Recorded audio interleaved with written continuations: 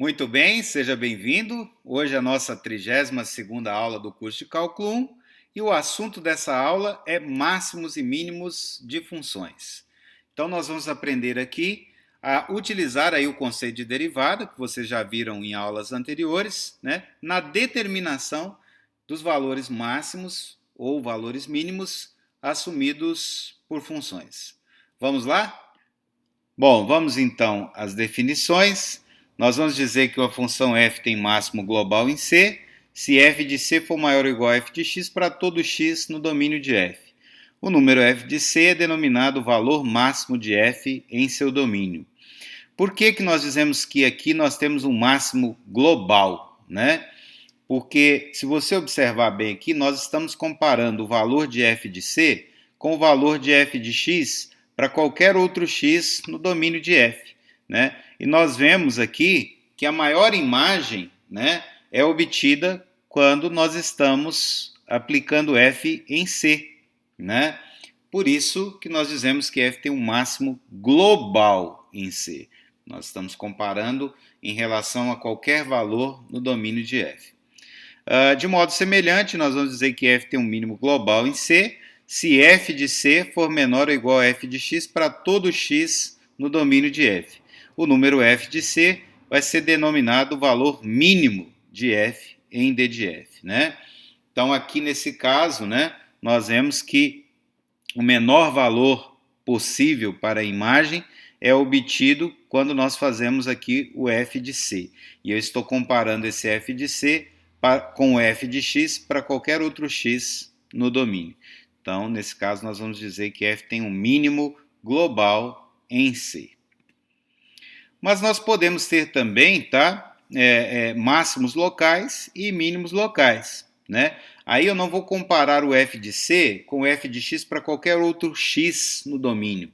Eu vou comparar o f de C com o f de x para todo x em algum intervalo contendo C, né? Nós vamos dizer que uma função f tem máximo local em C se f de C for maior ou igual a f de x para todo x em algum intervalo contendo C.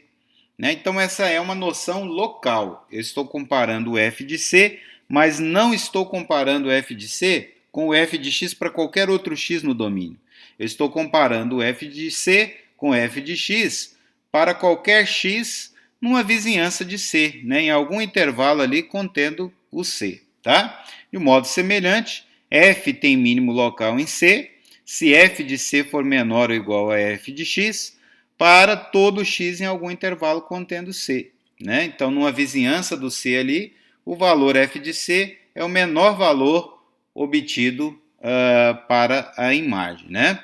Ok? Então, aqui nós temos, né, no slide anterior, uma noção, né, de máximo e mínimo de modo global, onde eu comparo f de C com f de x para qualquer x no domínio, né? E aí, se o f de C ganha de f de x para qualquer outro valor de x, máximo global. Se o f de C perde para f de x para qualquer outro x no domínio, mínimo global. Já nesse caso aqui, né, a noção, né, de máximo local e mínimo local, que f de C vai ganhar de f de x para todo x em alguma vizinhança de C. Ou f de C vai perder para f de x, né, para todo x em alguma vizinhança de C. Bom, então vamos ver aqui uma figura, né, que ilustra possíveis situações que podem ocorrer. Em vermelho aqui eu tenho o gráfico da função y igual a f de x, não é? E se nós pegarmos os pontos desse gráfico e projetarmos, né, sobre o eixo y, né, nós vamos ver o seguinte, que o menor valor de y assumido, né, pela função é assumido quando x é igual a a. Né? Então, f tem um mínimo global em A, e esse valor mínimo global é f de A. Do mesmo modo, se nós olharmos aqui para o f de D, né, nós vamos ver aqui que esse é o maior valor assumido aqui, né, pela função. Então, f tem um máximo global em D, né, e o valor máximo global é f de D. Né? Então, f de D maior ou igual que f de x para todo x no domínio, e f de A menor ou igual que f de x para todo x no domínio. Tá? Agora, se nós olhamos aqui para o valor de x igual a c, né, nós vamos ver o seguinte, que é possível conseguir um intervalo contendo C de tal maneira que f de x é maior ou igual que f de C para todo x nesse intervalo. Então a gente percebe o seguinte, que f, né, ela tem um mínimo local em C. Né? Então f de C é um valor mínimo local. Do mesmo modo, a gente percebe aqui que f de E é um valor mínimo local, porque a gente consegue um intervalo contendo E, de tal maneira que f de x é maior ou igual que f de E para todo x nesse intervalo.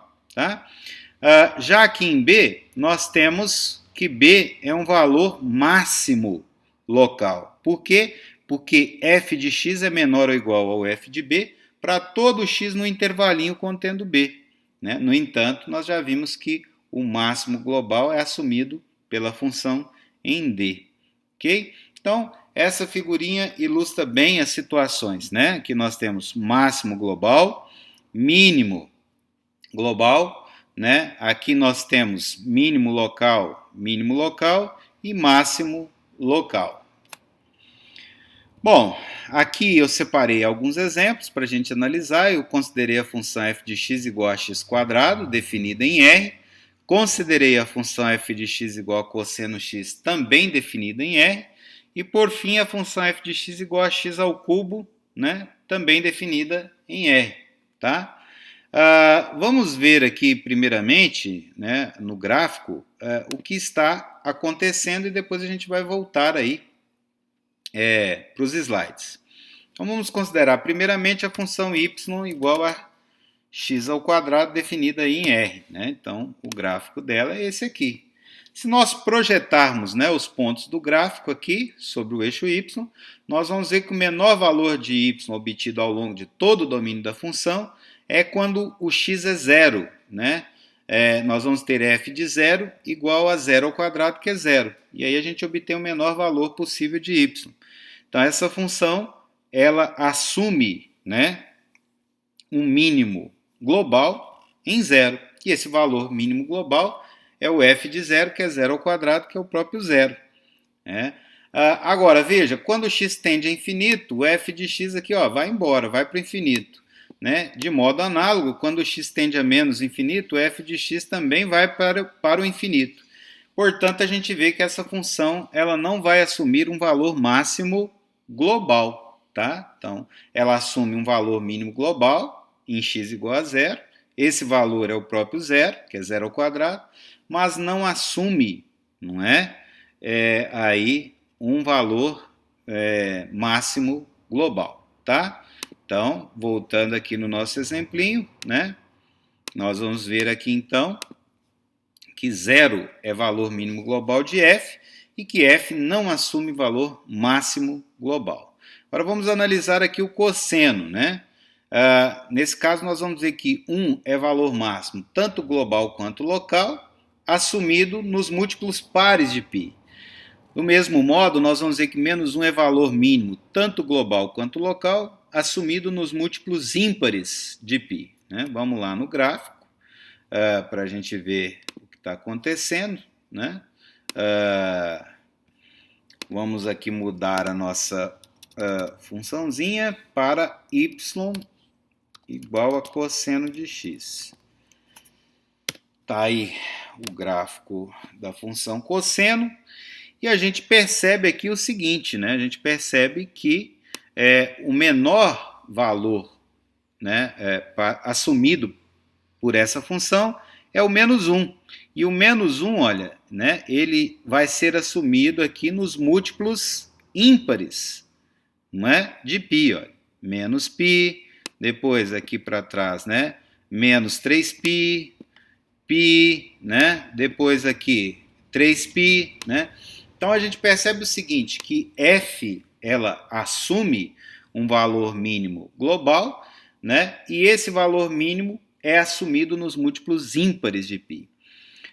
De modo análogo, nós podemos ver que o maior valor assumido por essa função, né, é 1, e esse valor é assumido, né, nos múltiplos pares de π, em 0, não é? Em 2π, depois em 4π, ou ainda, né, em menos 2π, menos 4π. Então, f, ela assume um valor máximo global, né? Porque 1 é maior ou igual a f de x para qualquer outro x no domínio, e esse valor é assumido nos múltiplos pares de π. Mas nós podemos encarar também, né, que menos 1 é um valor mínimo local. Por quê? Porque se eu penso aqui, por exemplo, no menos π, né? F de menos π deu menos 1. Se eu pegar uma vizinhança pequenininha aqui do menos π, né, nós vamos ver o seguinte, que o f de x é maior ou igual que o f de menos π, né, para qualquer x nesse intervalinho contendo menos π. Então eu posso pensar aqui o menos 1, né, como um valor mínimo também local. A mesma análise pode ser feita aqui no π, pode ser feita no 3π, né? E do mesmo modo, né, se eu pensar aqui no zero, eu consigo um intervalinho contendo zero, né, onde o f de x é menor ou igual que o f de zero para todo x nesse intervalinho, né? Então eu posso pensar aqui também, né, que a f tem um máximo local e zero, e esse máximo local é o f de zero, que é 1. Isso eu posso pensar aqui, posso pensar numa vizinhança aqui, né, do 2π, né, do 4π ou do menos 2π e assim por diante. Então, voltando lá no nosso slide, a gente percebe que nesse caso, então, né, 1 pode ser visto como valor máximo global, né, assumido nos múltiplos pares de π, ou ainda valor máximo local. A mesma coisa para o menos 1, valor mínimo global ou local, assumido nos múltiplos ímpares de π. E por fim, a função f de x igual a x ao cubo, que não assume valor máximo nem global e nem local, tá? E também não assume valor mínimo nem global nem local ao longo de R. Bom, por que isso, né? Porque ela é uma função crescente ao longo de todo o seu domínio, tá? Se nós pegarmos aqui, olha, o gráfico de y igual a x ao cubo, né, nós vamos ver que ela vem lá de menos infinito, vem crescendo, né, e depois ela vai para mais infinito. Então ela é uma função crescente ao longo de todo o seu domínio, não vai ter como ela assumir, né, nem mínimo e nem máximo, tanto local quanto global. Okay? Então nós vimos aí 3 exemplos, né, bem interessantes. Vamos então a alguns teoremas aqui importantes que eu separei para vocês. O primeiro dele diz o seguinte, olha, se f é contínua no intervalo fechado AB, então f assume valor máximo global f de C e valor mínimo global f de D em AB. Né? Significa que vai existir, né, C e D dentro do intervalo AB, de tal maneira que f de C vai ser o valor máximo global, né? E f de D vai ser o valor mínimo global. Okay? Então, toda função contínua definida no intervalo fechado, ela assume um máximo global e um mínimo global ali dentro. Né? O teorema garante o seguinte, que ela vai assumir, né, esse valor, mas não diz que o C e o D tem que ser únicos. Tá? Ela pode assumir mais de uma vez esse valor máximo. Por exemplo, é o caso dessa figurinha, que eu tenho um caso, né, de uma função contínua, definida aqui no intervalo fechado, e ela assumiu o valor máximo 2 vezes. Ó, f de C1 é valor máximo, f de C2 também é valor máximo, e f de D é o valor mínimo. Tá? Então o teorema garante que vai existir pelo menos um C e pelo menos um D ali dentro, de tal maneira que f em C assume valor máximo e f em D assume valor mínimo. Mas não significa que esse C e esse D tem que serem os únicos valores, né, nessas condições, tá? Aqui nesse caso foi um único C e um único D, olha, né? F de C é valor máximo, F de D é valor mínimo, né? E C e D foram únicos. Mas já nesse caso aqui a gente vê que tem 2 valores de C para os quais o F de C é um valor máximo, tá? Inclusive o valor mínimo, né, ele poderia ser atingido num dos extremos. Nesse caso aqui, o valor mínimo da função foi atingido aqui no extremo, né, D igual a B. Tá? Nós poderíamos ter uma situação também onde o valor máximo é atingido aí num dos extremos. Okay? Então, função contínua no intervalo fechado sempre assume valor máximo global e valor mínimo global ao longo do intervalo. Outro teoreminha muito importante: se f tem máximo ou mínimo local em C e f' de C existe, então f' de C tem que ser igual a zero. Então, olha, se f tem o máximo ou mínimo local em C e a derivada em C existe, então necessariamente essa derivada vai ter que dar zero, tá? Muito cuidado aí, por quê? Porque pode ocorrer da derivada em C dar zero sem que a função assuma valor máximo ou mínimo local. O teorema não diz isso. O teorema não diz que se f' de C é igual a zero, então f assume valor máximo ou mínimo local em C. Ele diz o contrário. Se f, tiver o máximo ou mínimo local em C e a derivada existir, então f' de C vai dar zero. Mas a recíproca não é verdade. Pode acontecer do f' de C dar zero sem que a f assuma valor máximo ou mínimo local em C. Eu coloquei aqui, inclusive, um exemplo, onde nós temos a derivada dando zero, mas f não tem máximo ou mínimo ali.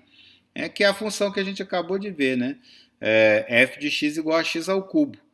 Se você deriva essa função, vai dar 3x ao quadrado, f', então, aplicado em zero, vai dar 3 vezes 0 ao quadrado, que é zero. Então, f' de zero dá zero. Mas a função f não assume máximo ou mínimo local em zero, porque ela é sempre crescente.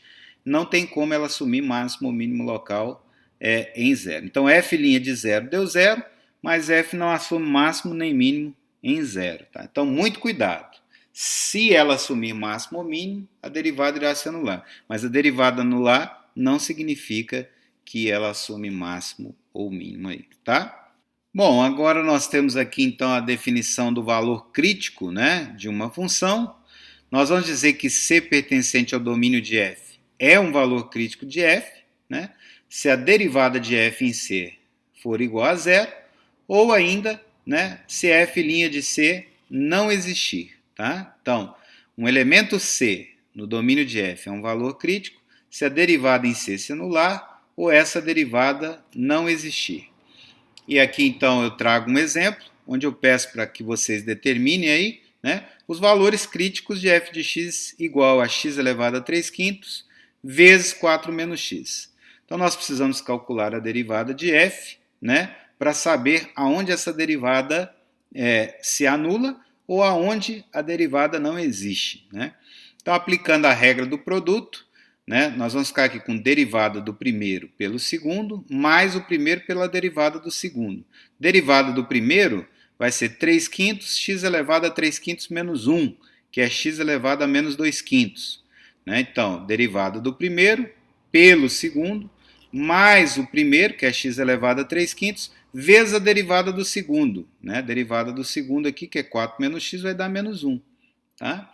Se você simplificar isso aqui, você chega em 12 menos 8x sobre 5x elevado a 2/5. Então, f' de x é 12 menos 8x sobre 5x elevado a 2/5. E aí a gente percebe o seguinte, olha, que f' de x vai ser igual a zero quando? Quando 12 menos 8x sobre 5x elevado a 2/5 for zero, eu passo esse cara aqui multiplicando, eu chego que 12 menos 8x é zero, E aí 8x igual a 12, x vai ser igual a 3 sobre 2, tá ok? Então, f' de x vai ser igual a zero quando x for igual a 3 sobre 2. E a gente percebe o seguinte, olha, que quando x for igual a zero, como nós temos aqui 5x elevado a 2/5 no denominador, se eu substituo x por zero, eu vou anular aqui o meu denominador. Então, a gente percebe que f' não existe no zero. E zero faz parte do domínio dessa função.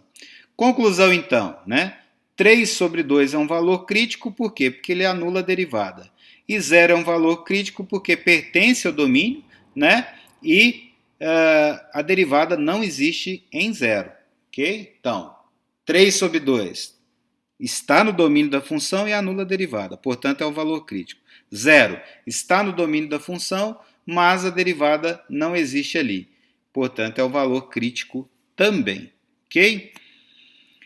Bom, uma última observação é o seguinte, olha, note que se f assume máximo local, mínimo local em C, então C vai ter que ser um valor crítico, né? Por quê? Porque nós vimos o seguinte, né? Se a derivada existe em C e não é zero, então f não tem chance de ter máximo ou mínimo local, porque nós vimos um teorema, vou voltar nele aqui, que diz que se a f tem máximo ou mínimo local e a derivada existe, ela tem que ser zero. Então, se eu quero procurar os locais onde a f tem um máximo ou mínimo local, eu tenho que procurar, né, dentre todos os locais onde a f' existe, somente os locais em que ela se anula. Ou, ainda, os locais em que ela não existe, né? Portanto, nós vemos o seguinte, que para que f tenha máximo ou mínimo local, né, se a derivada existir, ela vai ter que dar zero. Tá? E se ela não existir, nós podemos ter também um máximo ou mínimo local aí. Ok?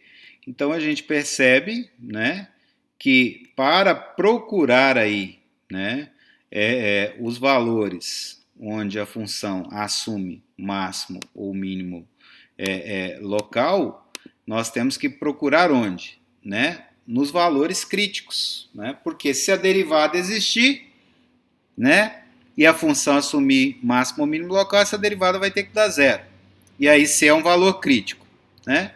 Ou ainda, se a derivada não existir ali naquele local, né, C também vai ser um valor crítico. Só tem essas duas possibilidades. Porque se a derivada existir e for diferente de zero, eu não tenho chance de ter máximo ou mínimo local ali. Tá ok, pessoal? Então, o que eu tinha para falar com vocês nessa aula era isso, e a gente se vê na próxima. Um grande abraço.